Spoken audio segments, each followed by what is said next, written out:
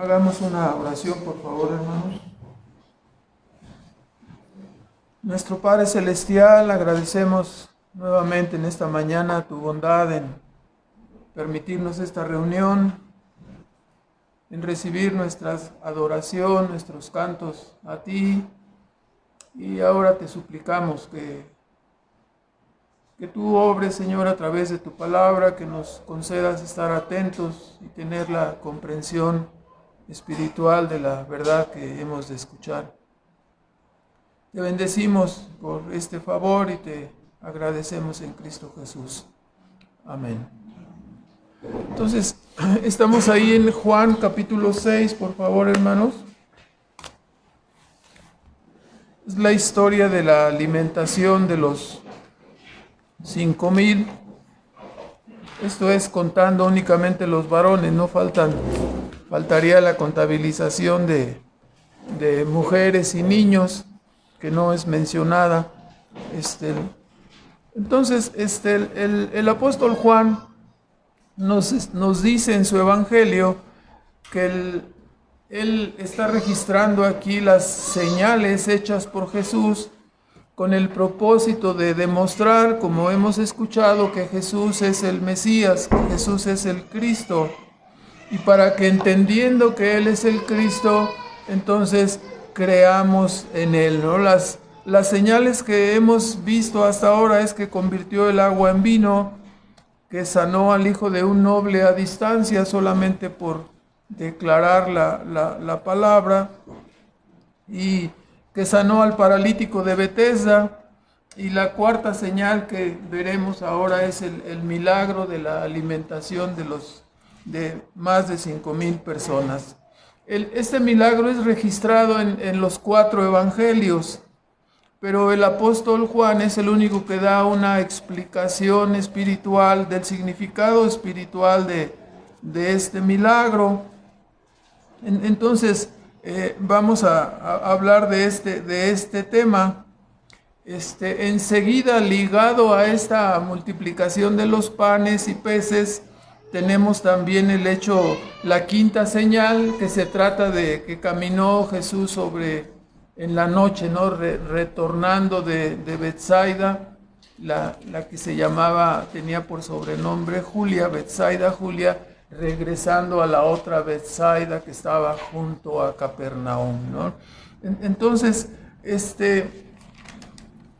los evangelios sinópticos nos señalan que fue después de la muerte de Juan el Bautista y del regreso de los apóstoles de una mini gira que hicieron ellos para empezar a predicar el evangelio por distintos lugares, y cuando estaban rindiendo el informe, nos dice ahí el evangelio de Marcos que leímos que ellos estaban cansados y Jesús quiso llevarlos a un lugar aparte para que descansasen y también para estar a solas, ¿no? Entonces, así atravesaron el mar de Galilea y se fueron. En este caso no sabemos exactamente, suponemos por el contexto ahí que salieron de un lugar que se llama Tiberias y de ahí se fueron hasta el otro lado del mar de Galilea. Estamos hablando de unos 10 kilómetros y fueron hasta ese lugar que se llamaba Betsaida, que se llamaba Julia, Betsaida Julia, y ahí fue cerca de ese lugar la parte donde ocurrió la multiplicación de los peces. En Lucas 9:10 es donde nos indica, donde Lucas nos dice el nombre de este lugar. 9:10 nos dice: vueltos los apóstoles, le contaron todas las cosas que habían hecho, y tomándolo se retiró aparte a un lugar desierto de la ciudad que se llama Betsaida, ¿no? Estoy hablando, ¿no? Como hay 2 Betsaidas, aquí cuando uno lee los sinópticos y lee el Evangelio de Juan, resulta que salieron de un lugar y van para Betsaida y regresan de otro lugar y otra vez van para Betsaida, ¿no? O sea, son 2 Betsaidas, Betsaida Julia, el que está cruzando, ¿no? Y la otra Betsaida que está del lado, ya no sé, norte-sur, del este, creo que es el este, ¿no? Bueno, para los topógrafos y los ingenieros, se los encargamos ahí, ¿verdad? Entonces, este lugar, vemos ya en el Evangelio de Juan, regresando en el capítulo 6, que de todas maneras mucha gente vio que se fue para aquel lugar y le siguió mucha gente, una multitud muy grande, y nos dice el Evangelio que le seguían por motivo de las sanidades de enfermos que hacía. Los motivos que tenían para seguirle podemos decir que eran más bien personales que espirituales. Y así se le juntó la multitud. Dice en el versículo 2, 6, le seguía la multitud porque veían sus señales que hacían los enfermos. Y les reprendió Jesús acerca de eso. Dice, ustedes me siguen porque están viendo las señales. Entonces, viendo la multitud y viendo que atardecía ya, los discípulos dijeron, bueno, siendo tanta gente, pues será mejor que los despidas, ¿no? Para que puedan ir a lugares distintos, a las tiendas. No había Soriana, ni Oxxo, ni nada de eso, ¿verdad? Pero probablemente vendían, siempre hay personas que venden ahí en cualquier lugar, le venden todo lo que sea necesario. Entonces los discípulos decían, bueno, pues despídelos. Y Jesús le preguntó a Felipe para probarle, dice el versículo 5, dice, ¿cómo le haremos para comprar comida para estos cuates, no? Entonces, él sabía lo que iba a hacer, ¿verdad? Pero lo hacía, dice la Escritura, para probarle. Felipe pues, se espantó, dijo, no, ni con 200 denarios. Estamos hablando de si el denario es el salario de un día, estamos hablando de 200 salarios. Si usted pone el salario a 500 pesos, ¿cuánto sería ahí? 10,000 pesos. Entonces, 10,000 pesos de pan. Entonces, dice, no alcanzaría, ¿no? No alcanzarían, 10,000 o 100,000 son. 100,000. A ver, saquen las computadoras. 200 a 500, sí son 4 ceros, ¿verdad? Entonces serían 100,000 pesos de pan. Era para ver si estaban atentos. Entonces, como luego falla la materia gris. Entonces, considerando este punto, vamos a ver ahí, sin perder ahí el Evangelio de Juan, vean en Marcos, capítulo 6 y versículo 34. Señalándolo como una motivación o un datos, dice, saliendo Jesús vio grande multitud y tuvo compasión de ellos, porque eran como ovejas que no tenían pastor, y les comenzó a enseñar muchas cosas, y después de esto vendría el milagro.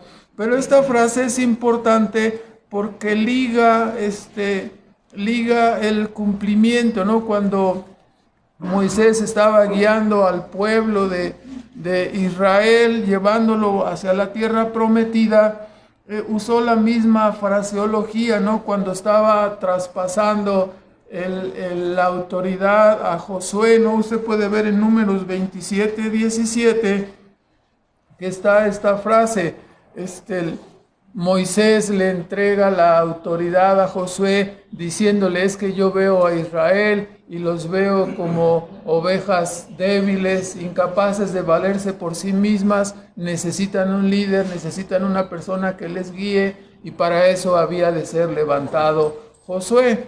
Entonces así está usando esta frase nuestro Señor, trayendo a colación que así veía nuestro Señor Jesucristo la condición de Israel, ¿no? Estaban dirigiéndolos los pastores falsos, ¿no? Toda la familia farisaica que tenía el control, y no los estaban conduciendo hacia Dios. Eran personas legalistas totalmente. Entonces, así veía, después de la muerte de Juan el Bautista, la frase quedaba, ¿no? Teniendo este punto o este significado profético. Habían quedado sin un guía, eran como ovejas desperdigadas y débiles, incapaces de ser guiadas, entonces necesitaban, ¿no? Así los vio y tuvo compasión de ellos. Regresamos al Evangelio de Juan y vemos también, después aparece aquí Andrés, el hermano de Pedro, no dejaba de llevar el apellido de Pedro, siempre Andrés, no era conocido por Andrés, sino Andrés, el hermano de Pedro. Soy Andrés, nada más, ¿verdad?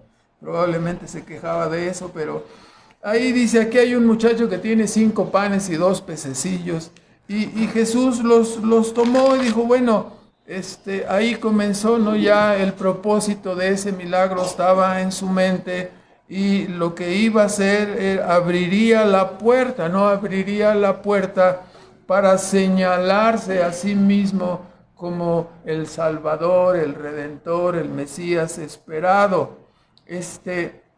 Entonces, el milagro se realizó de acuerdo al versículo 11, cuando Jesús tomó aquellos panes, 5 panes y 2 peces, y dice, habiendo dado gracias, repartió a los discípulos. Yo imagino que los pondría enfrente, en sus manos, y oraría, y después esta es una oración cotidiana por los alimentos, una acción de gracias por los alimentos. Al momento de hacer eso, comenzó a ocurrir el milagro, ¿no? Y comenzó a repartir, había ordenado que se sentaran, y el milagro es el hecho de estar repartiendo panes y peces, y no se acaban, y repartía a los discípulos, y ellos los repartían a los que estaban sentados, y no se terminaba la repartición.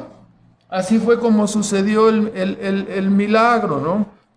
Entonces dice que lo repartió todo lo que querían los dragones, los que se echaban doble porción, ahí se tuvieron su fiesta, ¿verdad? Entonces no se les detuvo, y todos todavía sobraron 12 canastos. Así que los que estaban allí concluyeron, ¿no? Sacaron una rápida conclusión. Como el pueblo de Israel estaba bajo el dominio y el cautiverio de los romanos, entonces sabemos, ¿no? Que había un movimiento de rebeldía para escaparse para liberarse de esa tiranía romana, y era el movimiento de los celotes, ¿no? Entonces la idea de que estos hombres serían los que tendrían la idea de decir, vamos a tomar a Jesús, aquí tenemos, si puede multiplicar los alimentos, tenemos un ejército y ya tenemos, no hay necesidad de cargamento de alimentos, ¿verdad? Aquí tenemos que va a ser el milagro, y todos vamos a tener tortas a la hora que lo deseemos, ¿no? A la hora que se necesite. Y la idea era tomarlo a él como caudillo, tomarlo a él para hacerle, dice el versículo 15, entendiendo Jesús que habían de venir para arrebatarle y hacerle rey, entonces dice, volvió a retirarse. Estas eran las expectativas de tomar a Jesús para un reinado similar a lo que había tenido Israel en el tiempo antiguo con David, el tiempo de esplendor, el tiempo, 80 años de esplendor, ¿no? A través de David y a través de Salomón, así tuvieron todo ese tiempo de reinado esplendoroso. Quizás imaginaban que tomando a Jesús tendrían otros 40 años, ¿no? de un gran reinado. ¿Qué ocurriría? Bueno, no es difícil imaginar. Si Jesús era tomado de esta manera y hubiera seguido esa línea, entonces no se estropearía todo el proyecto de la cruz, ¿verdad? No podría ser realizado. El proyecto redentor se vendría abajo, así que para evitar esto se retiró. Ahora, encontramos la explicación de este capítulo 6, de este milagro, a partir del versículo 25, donde nuestro Señor Jesucristo comienza la gente que le había seguido, le hallaron, ¿no? Ya habiendo regresado. Sabemos que en medio de este proceso está el milagro de que Jesús embarcó rápido a sus discípulos, así dicen los evangelios sinópticos, y se regresaron. En algunas versiones dicen que los obligó a subir y se los llevó. Bueno, se fueron ellos y él se quedó solo. A la medianoche, quedaron varados por el viento, la tempestad que hubo ahí en el mar de Galilea, y no podían avanzar, y él llegó caminando, ¿no? Finalmente se subió caminando sobre el mar, finalmente subió a la barca, llegaron hacia el lado de Capernaum, y aquí encontramos la explicación del milagro. Dice en el versículo 24, como vio pues la gente que Jesús no estaba allí ni sus discípulos, entraron ellos en las navecillas y vinieron a Capernaum buscando a Jesús, y hallándole a la otra parte le dijeron, ¿cómo llegaste acá? Es decir, si nosotros vimos que los mandaste a los discípulos, ¿tú cómo llegaste? Está inmerso ahí el asunto del milagro. Pero Jesús no respondió esa pregunta, sino que comenzó a censurar a partir del versículo 26, que ellos le estaban siguiendo solamente con un interés terrenal. Ellos no podían explicar cómo estaba allí, y Jesús les comienza a enseñar varios puntos. Primer punto, versículo 25 y 26. Dice, de cierto os digo, que me buscáis no porque habéis visto las señales, sino porque comiste el pan y os hartasteis. Entonces, ellos estaban enfocados, de acuerdo a la perspectiva de Cristo, en el aspecto terrenal del milagro, en el hecho de haber sido satisfechos en su necesidad terrenal, y no en el hecho de que el milagro constituía una señal de identificación del Mesías. Eso no lo estaban tomando en cuenta. Ellos estaban tomando en cuenta, aquí hay comida gratis, y es un buen restaurante, ¿no? Entonces, pues no hay que perderlo. Su perspectiva era enteramente terrenal. Perdieron de vista que el milagro era una señal para identificarlo a él como el Mesías, al cual todos debemos buscar. En segundo lugar, corrige, versículo 27, nos dice, trabajad por la comida, dice, no por la comida que perece, mas por la comida que a vida eterna permanece, la cual el Hijo del Hombre os dará, porque a este señaló Dios, no, a este envió Dios, o a este ha puesto Dios, ¿no? Para ello.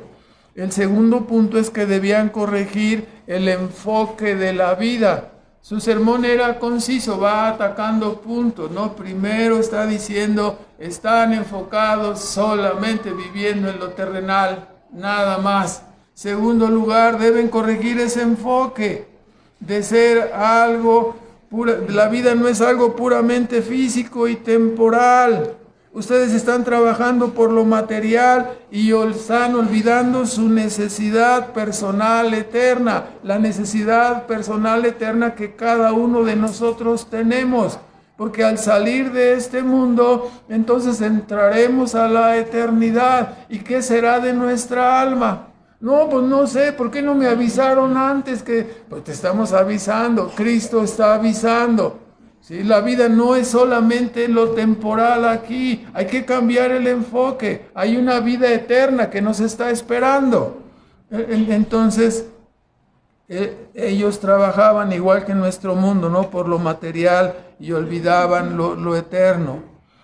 Cristo dice, solamente pueden encontrarlo, esto eterno, esta satisfacción eterna la puedes encontrar solamente en Cristo, porque Él es el único que ha descendido del cielo, precisamente para ser ese satisfactor, ese salvador, ese camino por el cual nosotros podemos encontrar la verdad para toda la eternidad, el sustento no solamente para ahora, pero el sustento para la eternidad.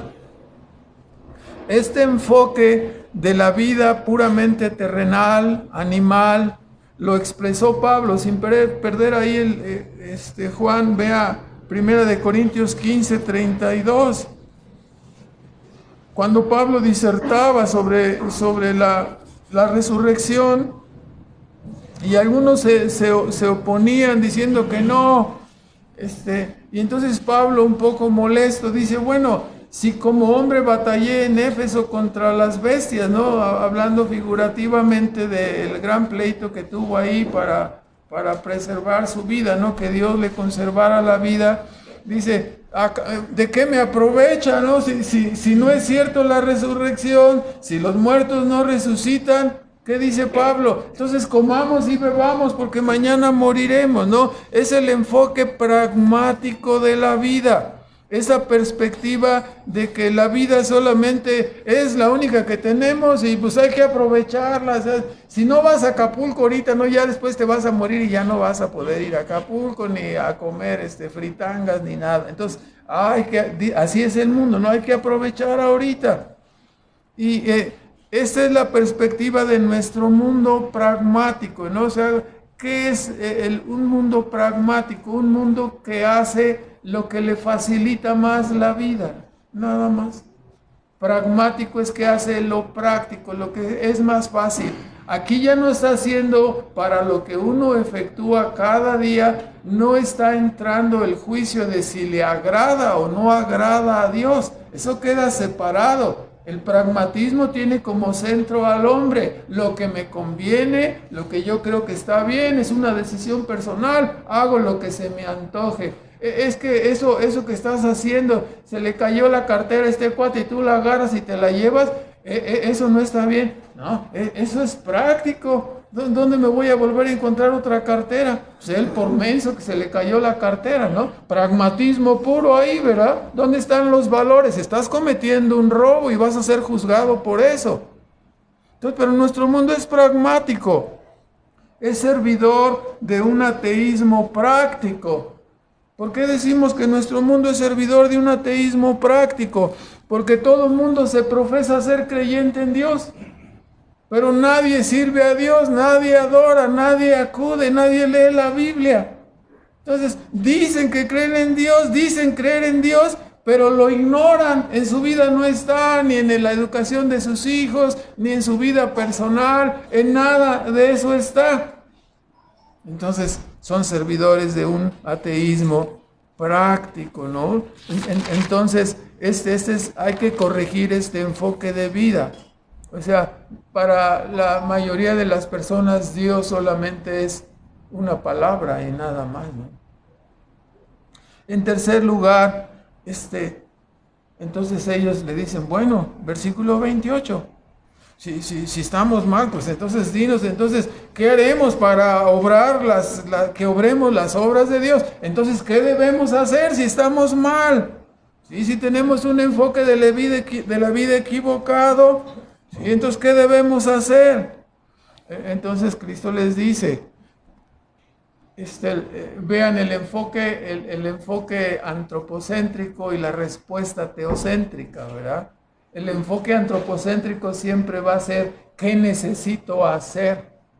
O sea, está en mí, en mi capacidad, yo lo voy a hacer, no necesito guajes para nadar, no, yo solito, no para estar flotando, no, yo solito voy a hacerlo.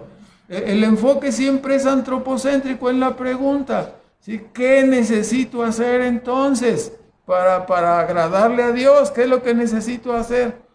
Y esa pregunta y esa perspectiva pierde de vista, ¿no? Lo que conocemos de sobra en el Salmo 16, 1 y 2, ¿qué nos dice?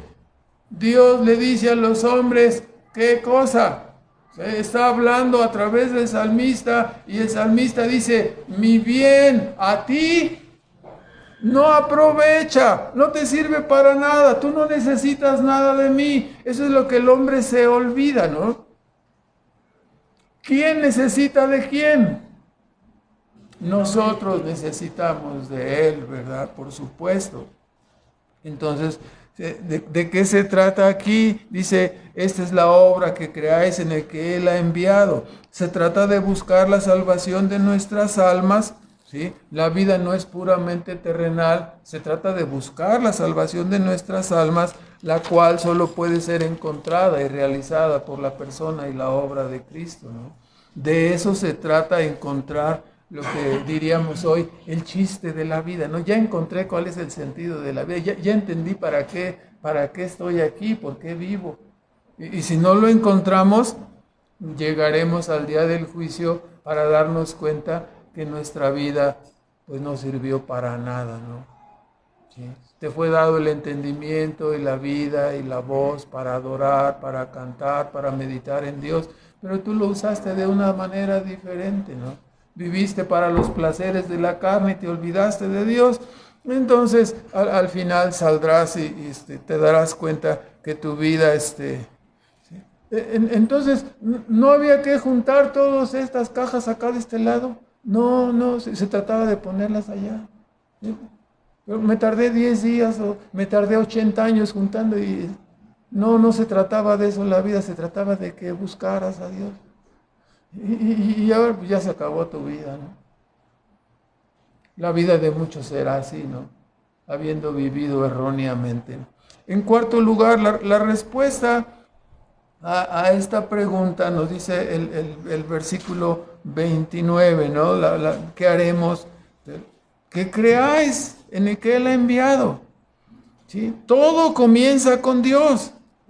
Él ha enviado a su Hijo amado y todos nosotros debemos buscarlo y creer en Él. Desde la caída todo ser humano tiene una predisposición negativa hacia Dios. Hay de tantos textos que tenemos en Jeremías 13:23. ¿Sí podrá el negro cambiar su color de piel o el leopardo sus manchas? No. De ninguna manera, dice el profeta Jeremías, dice Jeremías 13:23, entonces, ¿cómo podéis vosotros hacer el bien estando habituados, estando acostumbrados a hacer el mal? No se puede hacer se necesita un cambio de naturaleza. Y eso nosotros no lo podemos hacer. Desde la caída todo ser humano está predispuesto hacia el mal. Ese fue el problema de la entrada del pecado en nuestro mundo, ¿no? Ese es el problema por el cual tú y yo nacimos codiciosos, por el cual tú y yo siempre somos egoístas. Esa es la razón por la cual tú y yo somos orgullosos, peleoneros, interesados, y auméntele todos los calificativos que quiera, ¿no? O sea, ese es nuestro problema en mayor o menor grado. ¿Sí? Entonces, si el negro no puede cambiar su piel y el leopardo no puede cambiar sus manchas, ¿podremos nosotros cambiar nuestra naturaleza interior? No. Entonces, ¿qué se necesita? Venimos de Juan 3, ¿no? ¿Qué necesito? Necesitas, Nicodemo, nacer de nuevo. Necesitas nacer de nuevo. Y a menos que Dios te regenere, no puedes cambiar el sentido de tu inclinación pecaminosa. O sea, por eso cuando los hombres dicen, no, ahora sí, a partir de mañana, es el 1 de enero casi siempre, no, bueno, el 2, porque el día 1 están reponiéndose del desastre del fin de año, ¿no? Entonces, a partir ahora sí y empiezan. ¿Para qué? Para durar una semana en la rutina y después volver a caer en lo mismo, ¿no? El hombre, hermanos, tiene una fe natural, pero la fe salvadora, la Biblia claramente nos dice en Efesios 2:8-10, que es un don de Dios, que la salvación no es por obras, dice, es por medio de la fe, y esta es un don de Dios, no es de nosotros. Entonces cuando los hombres dicen, ahora sí ya voy a hacer las cosas para poder salvarme, ya no vas a lograr nada, porque entonces es lo que tú tienes que hacer. Por supuesto que se requiere la participación y la responsabilidad humana, pero el que está impulsando a través de su Espíritu Santo, a través de la palabra, es Dios mismo, ¿no? Por eso el hombre llega a tener fe y llega a creer en Cristo. La salvación no es de autoría humana, sino es la acción y el poder de Dios obrando en una persona incrédula, en una persona natural, dándole la capacidad de entender, dándole la capacidad de ver, de oír la verdad. Así es como soberanamente Dios le da la vida. El ejemplo más común que escuchamos en la Escritura es cuando Lidia, la vendedora de púrpura, estaba escuchando la palabra y dice, ¡ay! Dios le abrió su mente, le abrió su entendimiento para que comprendiera. ¿Fue ella? No, ella estaba ahí atraída, no seducida por la palabra, pero hasta que Dios prende la luz, ¿verdad? Entonces, así, ¿no? La predisposición negativa es cambiada cuando Dios nos da la vida. En este mismo pasaje venimos arrastrando esa predisposición, ¿no? De que los hombres, dijo Cristo 5:40, y no queréis venir a mí para que tengáis vida. ¿Sí? Y ahora en 6:30 es lo mismo, ¿no? Él les dice, no es que tienen que creer, no se trata de que ustedes hagan algo, tienen que creer. Entonces, ¿qué señal haces tú para que te creamos a ti? A ver, nuestros padres comieron el maná en el desierto y pan del cielo les di a comer, y tú qué, por esa comidilla que les diste ahí. O sea, hablamos de un milagro de 40 años, no un milagro de sustento de 40 años en el desierto. Entonces, y tú hiciste un milagro aquí para 5,000 y ya quieres sentirte muy. Entonces, para ellos no era suficiente, ¿no? ¿Qué obra haces?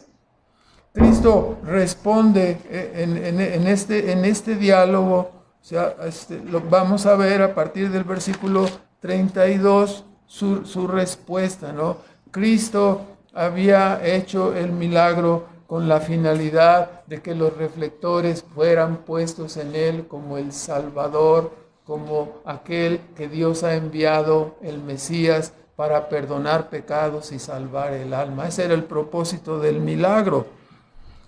Y ellos lo estaban viendo terrenalmente, no estaban comparando cuántos kilos de maná se habían producido ahí en 40 años y cuántos serían los kilos de alimento que se darían de peces y panes aquí en los 5,000.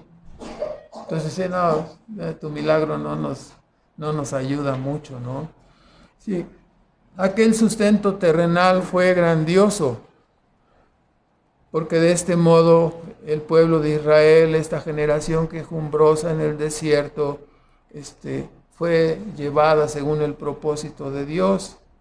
Pero hermanos, ¿qué es un sustento temporal, aunque sea de 40 años, comparado con la bendición eterna de la salvación del alma que Cristo da a los que creemos en Él? ¿Qué comparación hay? ¿Se puede comparar el tiempo con la eternidad? Sí. Entonces, Cristo es el pan de vida eterna, ahí estaba el punto. Es alcanzado solamente por su gracia, ¿sí? Recibe la persona un perdón y una justicia eternas. Tú pudieras comer toda tu vida caviar, te vas a aburrir, pero además de que para los que no nos gustan los sabores así muy fuertes, sabe un poquito feyón el asunto, ¿verdad? Y si lo vas a comer diario, pero como es tan caro, dicen las personas, tú pudieras comer lo mejor de este mundo toda tu vida, pero sales y no tienes a Jesús, el pan de vida. Tu vida habrá, aunque hayas comido lo mejor, no las mejores enchiladas o las mejores tortas o lo que tú comas, ¿no? El mejor ceviche, lo que tú se te antoje, ¿no? Entonces, ¿qué es eso comparado con recibir el perdón y la justicia eterna que es en Cristo?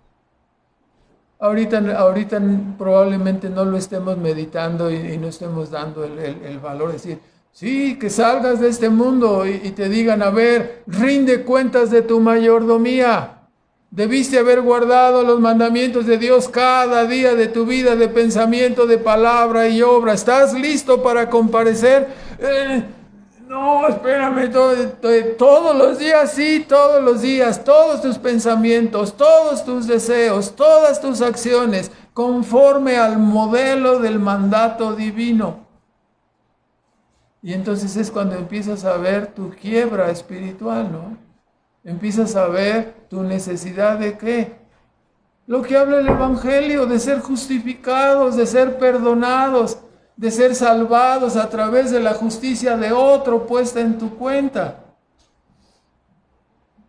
Entonces, necesitamos un perdón y una justicia eterna. Esa doble imputación de que nuestros pecados vayan a Cristo y su justicia venga a nosotros, esa doble imputación es una bienaventuranza eterna. Es una bienaventuranza que Dios da a todos los que creemos en Él.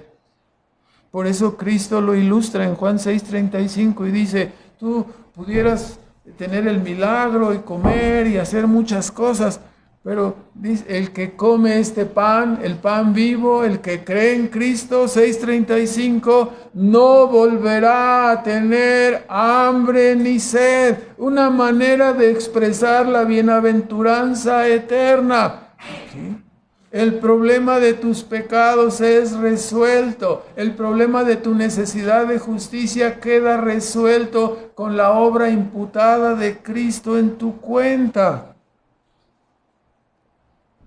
Porque esta hambre y sed espiritual fue traída por el pecado que nos apartó de Dios y es quitada solamente a través de la obra perfecta de Cristo, que nos reconcilió y nos justificó por medio de su sacrificio sustitutivo, de su obediencia perfecta.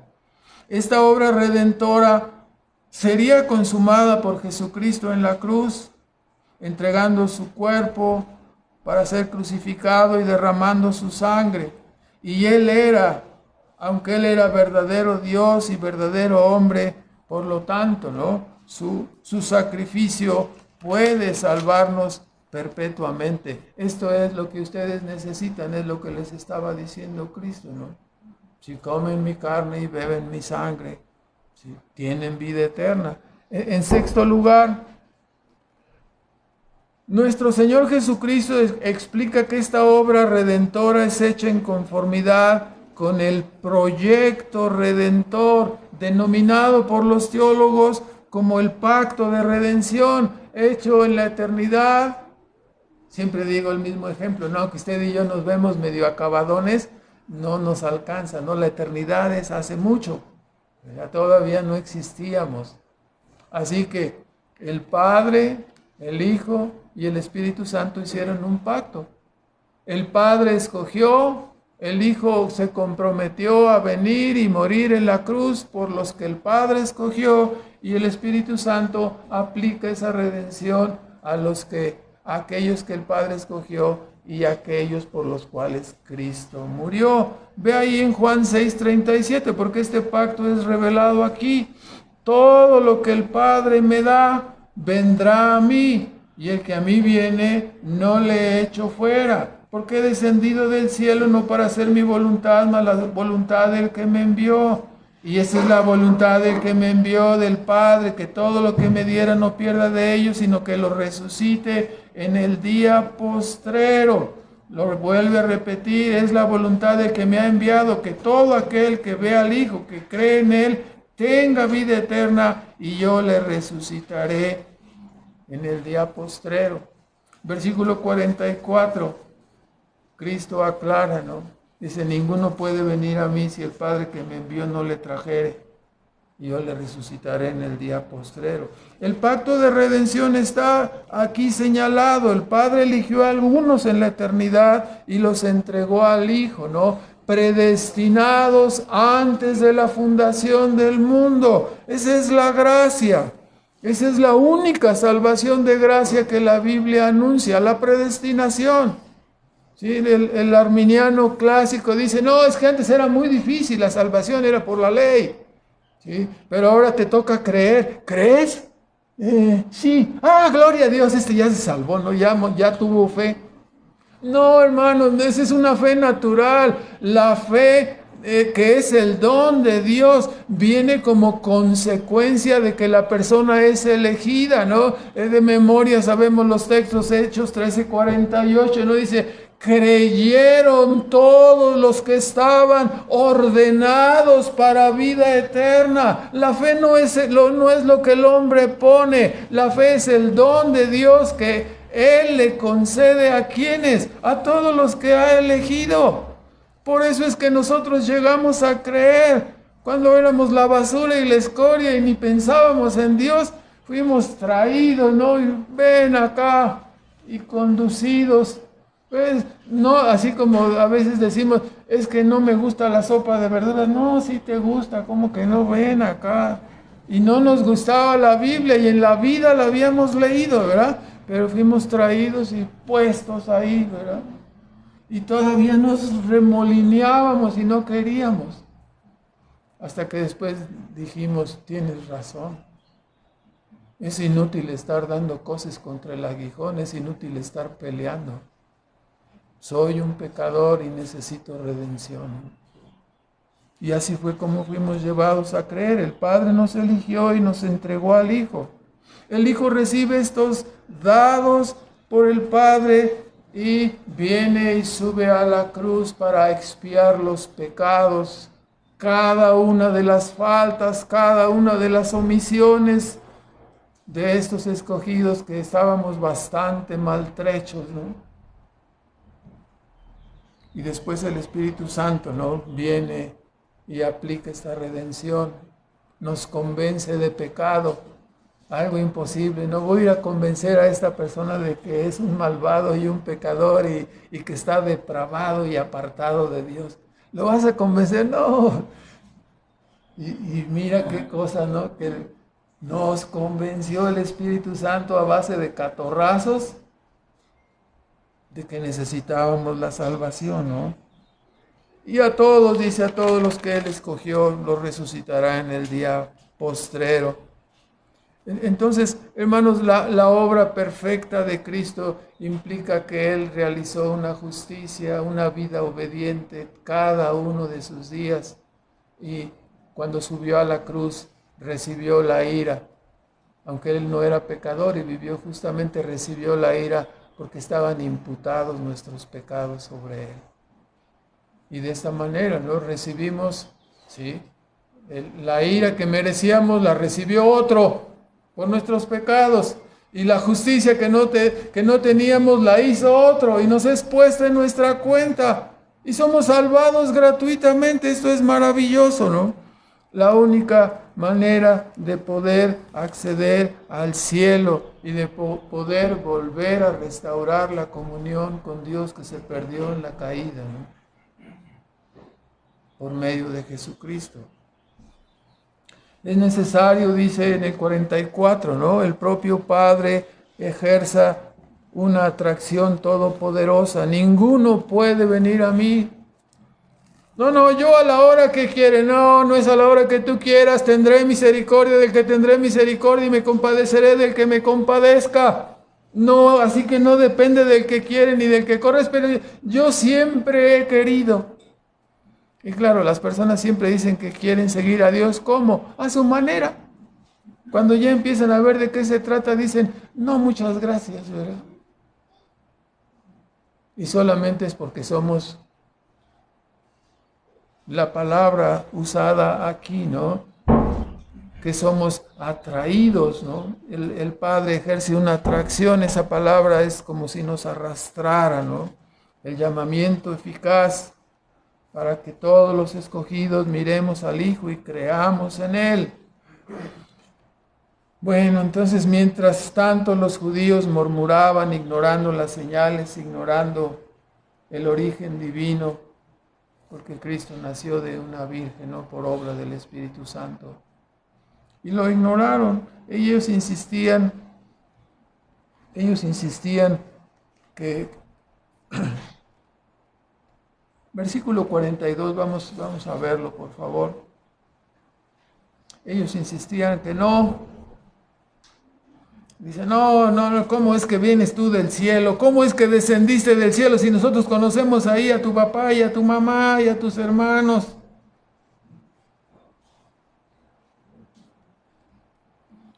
Bueno, nos damos cuenta, ¿no? Que finalmente la fe verdadera, la fe salvadora es la obra de Dios en el corazón humano. De otra manera, el Evangelio se convierte, está lleno de obstáculos, ¿no? Debes creer que Cristo nació de una virgen y que ningún hombre la tocó, sin embargo quedó embarazada por obra del Espíritu Santo. Y los pseudocientíficos dicen, no puedo creer eso es para fanáticos. Solo el que tiene ojos para ver y oídos para oír. Así estábamos ciegos y sordos. Uno se pregunta ahora, ¿cómo fue que levantaste esta basura del piso? No queríamos creer, pero abrieron nuestros ojos. No queríamos oír, pero taladraron nuestros oídos para que esa verdad entrara y ahora estemos persuadidos y vivamos y prediquemos y hablemos de nuestro gran Salvador que es Cristo Jesús. No nos causa ningún contratiempo que diga yo soy el pan de vida. El que no come mi carne y bebe mi sangre no puede entrar en el reino. Tiene razón. Hablando de su obra redentora, ¿no? De la confianza que nosotros debemos de tener en ella, de su obra en la cruz, de su obediencia perfecta, ¿no? ¿Sí? Eso significa comer su carne y beber su sangre, ¿no? Creer en Él. Pero ellos no lo entendían, ¿no? Igualmente interpretaron literalmente el comer su carne y beber su sangre. Y finalmente, ¿no? En 6, 33 y 51 aparece, en capítulo 6, 33 y 51, aparece, porque el pan de Dios es aquel que descendió del cielo y da vida al mundo, y versículo 51, ¿no? Dice, yo soy el pan vivo que ha descendido del cielo, si alguno comiera este pan vivirá para siempre, y el pan que yo daré es mi carne, la cual yo daré por la vida del mundo. Obviamente sabemos que se refiere no a una salvación universal, sino a una salvación que no solamente era privativa de los judíos o de los israelitas, sino que era para personas de todas las naciones, ¿no? Para personas de todo el mundo. Apareció durante largo tiempo en la historia, en el Antiguo Testamento, que solamente había un pueblo de Dios. ¿Quién era? Israel. Y los demás, dejados. Oye, pero ¿cómo? Dejados por un Dios soberano. Y ahora ese Dios soberano dice, de aquí en adelante van a entrar los israelitas, pero van a entrar los gentiles. Y los israelitas voltean y dicen, ¿los gentiles? O sea, ¿sí? ¿Qué no nomás nosotros somos el pueblo escogido? No, los gentiles. No lo ven bien, ¿verdad? Entonces, Dios es soberano y le concede la salvación. La vida vino ahora a todas las naciones. ¿Sí? Cristo salva a personas de todo linaje, de toda lengua, de todo pueblo y de toda nación. No hay ningún obstáculo racial, ¿sí? Ni geográfico, nada para que pueda venir la salvación a los seres humanos. Entonces, implica que el mundo que estaba en tinieblas de sombra de muerte, así hubiera perecido si Cristo la vida no hubiera venido. Todo sería ruina, muerte y condenación como lo es fuera de Cristo, ¿no? Ahora, vamos a terminar con unos comentarios en esta parte de este milagro que puso los reflectores hacia Cristo. En primer lugar, vemos en una forma simple que nos dice que Jesús, después de que llegaron al otro lado del río, se apartó para estar solo. Es algo que nosotros debemos de buscar. ¿Qué buscaba Jesús al estar solo? Una comunión individual y personal con Dios, ¿no? Esto es algo que nos es enseñado, que nos es mandado. Hay que buscar esa comunión personal. Aparte de los medios públicos, no es suficiente. Hay que estar en comunión íntima y personal, solitaria con Dios. No todo es medios públicos. Aquí vemos a Cristo, no se aparta de las multitudes para tener su comunión personal. En segundo lugar, muchas veces las personas malinterpretan los milagros de Cristo, no como señales de que Él era el Mesías, el Salvador, sino que los ven como una oportunidad para su propio beneficio temporal. No les interesa el cielo ni la palabra, solamente les interesa que Dios les ayude. O sea, esto es como una forma disfrazada de egolatría. La persona en realidad se importa a sí misma y nada más quiere usar a Dios para su servicio. Debemos preguntarnos nosotros mismos, ¿por qué nos acercamos nosotros a Cristo? ¿Qué queremos de Él? ¿Queremos usarlo o queremos servirle? ¿Qué es lo que queremos? ¿Queremos alimentarnos de Él? ¿O queremos encontrar al Mesías y su salvación? Ahora la pregunta es, bueno, ¿cómo debemos ver entonces este milagro? ¿Cómo debemos ver los milagros en general? Bueno, era un milagro de los que son llamados milagros de creación. ¿Por qué? Porque sucedió como al principio. Dios dijo, sea esto, sea aquello, y las cosas fueron hechas por el poder de la palabra de Dios. Se dice que la creación fue hecha de fiat, porque Dios dio la palabra, sean los animales o sean las plantas, multiplíquense, y así sucedió. ¿Sí? No había materia preexistente, Dios creó y las cosas vinieron a la existencia de la nada, de fiat, por su pura palabra, por su pura orden, porque es una palabra todopoderosa. Igualmente, Cristo produjo por su deseo y determinación panes que nunca fueron harina, que nunca entraron en el horno, y peces que nunca estuvieron en ningún río, ni lago, ni mar. Solamente por su determinación y decisión, fueron hechos, ¿no? Por su palabra. Entonces, en el primer caso, cuando Dios dijo, sea, no había testigos. Aquí había 5,000 testigos. Para decir, caray, ¿no? Entonces puede producir de la nada, ¿no? De la nada. En segundo lugar, esta multiplicación de panes y peces corrobora, por lo tanto, lo que llamamos el creacionismo, que nos es narrado en las Escrituras, en contraste con el absurdo e irracional cuento de la llamada evolución, ¿no?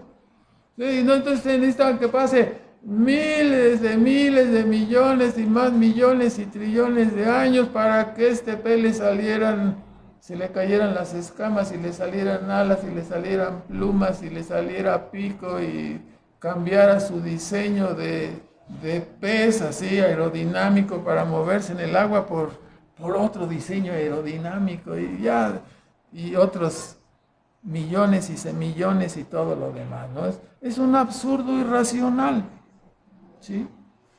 Yo siempre digo, no, todas estas personas, pues que nos callen la boca, que saquen, porque están preocupadísimos con el eslabón perdido y todos los demás que se perdieron, y que nos saquen las formas intermedias, ¿no? Que nos saquen un esqueleto, un medio esqueleto, un medio chango, un medio pez, un medio tigre, medio gato, medio perro, No hay en ningún lado, no lo van a encontrar nunca. Es un absurdo. Y luego cuando todavía se vuelve más absurdo, cuando nos dicen, no, ¿cómo empezó todo? No, es que hubo una explosión y ¡paz! Y entonces vino este orden de ciclos, esta distribución de verduras, de frutas, de animales, de personas, de colores, de sabores. Vino por una explosión. Vamos a explotar en tu casa la bomba, ¿no? Para que se ordene un poquito. No, hermanos, ninguna bomba produce orden, ninguna explosión. No, para nada. Las señoras quieren comprar esa bomba, ¿no? Para ya no tener que barrer y trapear. No, hermano, no. El creacionismo, ¿no? Una persona infinitamente inteligente, una persona infinitamente poderosa, una persona infinitamente sabia. Esa es la causa que nos refleja que nos da respuesta para el efecto es nuestro mundo, nuestra existencia. Ese es Dios, esa es la causa. Una persona todopoderosa, sabia, entendida, ¿sí? Y que además ha venido y se ha encarnado para venir a dar testimonio aquí en medio de nosotros, ¿no? Algo maravilloso. Entonces, todos estos milagros corroboran el creacionismo, ¿no? Cristo creando de la nada. ¿Sí? ¿Sí? Nuestros científicos proclaman que la explosión produjo orden y la existencia de nuestro mundo con sus ciclos innumerables es debido a una explosión. Pues no, con razón no descubre nada. Pues con un pensamiento de estos no es factible. El punto que sigue, este acto de creación fue hecho esta vez delante de miles de testigos. No hubo ateos, no hubo racionalistas, no hubo científicos que dijeran, no, eso no se puede hacer, es imposible que eso suceda, que se multipliquen 2 panes y 5 panes y 2 pececillos. No, es imposible que de la nada por la palabra se multiplique. ¿Sí? Qué bueno que no estaban ahí, ¿verdad? Como no había ni científicos, ni ateos, ni racionalistas, entonces, el milagro ocurrió, ¿no?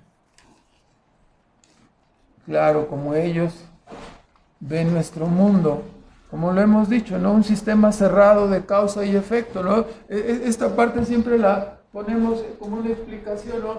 El mundo puede ser dividido en el piso de arriba y el piso de abajo.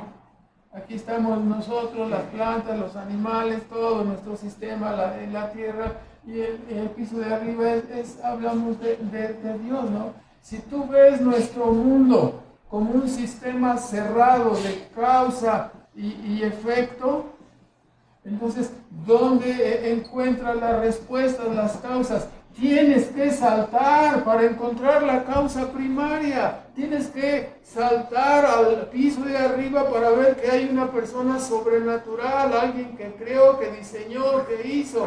De otra manera, tu mente se cierra a un sistema. Pues aquí no lo veo, no lo encuentro. ¿Cómo, de dónde salió esta mata? No hay nadie. ¿Quién la puso? ¿Quién la sembró? ¿Quién dio el diseño? O sea, si no saltamos y encontramos el complemento con la existencia de Dios como causa primaria de todas las cosas, entonces vamos a sacar conclusiones equivocadas, ¿no? Explosiones y todo ese tipo de cosas que usted escucha. Entonces, si omites el piso de arriba, lo sobrenatural, lo divino, ¿por qué creen que luchan tanto los pseudocientíficos contra los milagros? Porque los milagros proclaman la existencia de algo sobrenatural, de un poder, de una fuerza extraordinaria que hizo de la nada lo que vemos, lo que olemos, todo, etc. Entonces, se cierran a la realidad de la existencia de Dios, quien no solo creó, pero hemos de decirlo, ¿no? Para enojo de algunos pseudocientíficos, sigue sustentando el mundo, ¿verdad?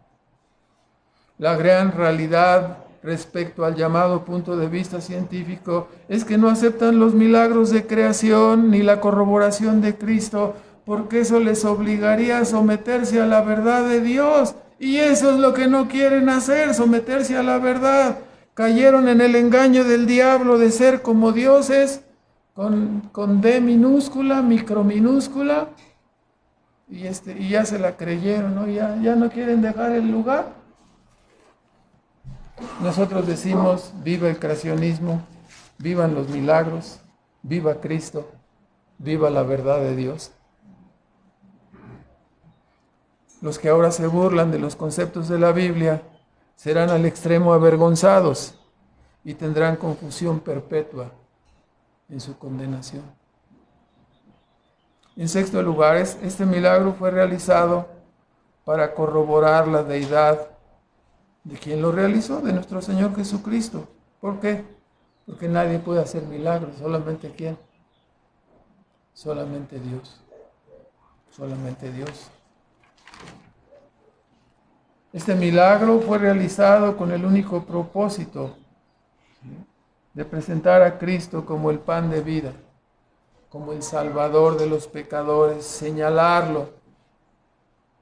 ¿Qué es el maná temporal, aunque sean 40 años, comparado con la bienaventuranza eterna de estar en Cristo? Esta obra de comer su carne y beber su sangre anunciaba veladamente la obra de la cruz hacia la cual Cristo había venido, ¿no? En este acto sublime de Cristo, Dios resume entonces la historia de la redención.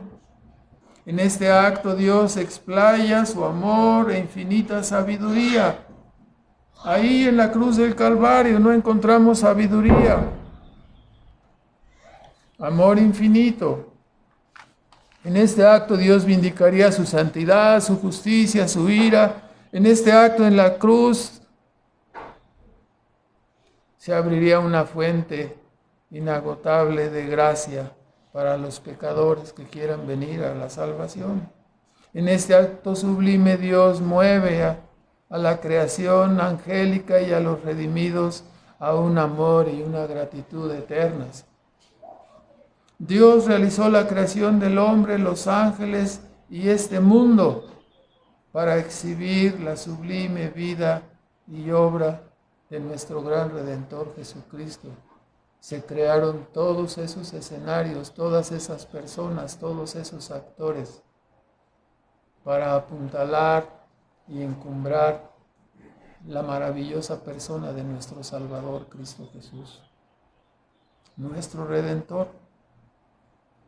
Y a través de esa obra, Él, nuestro Señor, se procuraría un motivo de alabanza eterna por parte de todos los redimidos, sus escogidos.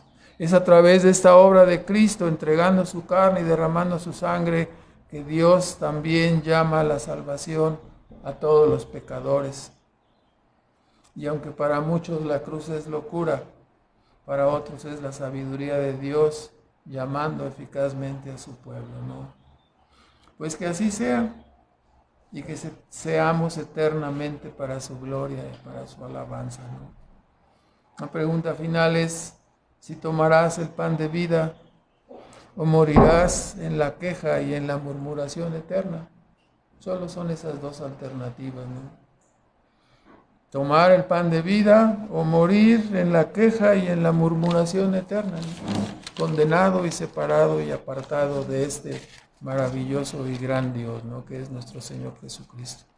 Vamos a orar, hermanos, por favor. Nuestro Padre Celestial, agradecemos en esta mañana que nos permitas meditar sobre estos milagros, la obra de nuestro Señor Jesucristo, que le señala como el único camino, la verdad y la vida, como el único mediador entre Dios y los hombres. Y te damos las gracias por la iluminación de tu palabra, por la verdad de tu evangelio que nos llama a poner los ojos en ti, que nos da testimonio de que el cielo no está cerrado, de que el cielo no está callado, que tú has hablado, que has dado testimonio fehaciente durante toda la historia de este mundo, para que volteemos nuestros ojos hacia ti, para que creamos y confiemos en aquel que tú has enviado, Señor. Anhelamos, Padre, llegar a ese mundo nuevo, a esos cielos nuevos y tierra nueva, por medio de nuestro gran Salvador, Cristo Jesús. Y te damos muchas gracias por haberlo enviado para rescatar a personas indignas como nosotros. Rogamos que tu Espíritu Santo siga obrando en aquellos que tú has escogido, Señor, para la vida eterna, y que confirmes en nuestras mentes y nuestros corazones esta gran verdad, que tú has testificado en medio de la historia humana, Señor, la persona y la obra de nuestro Salvador, nuestro Señor Jesucristo. Te bendecimos por ello y te damos las gracias en Cristo Jesús. Amén.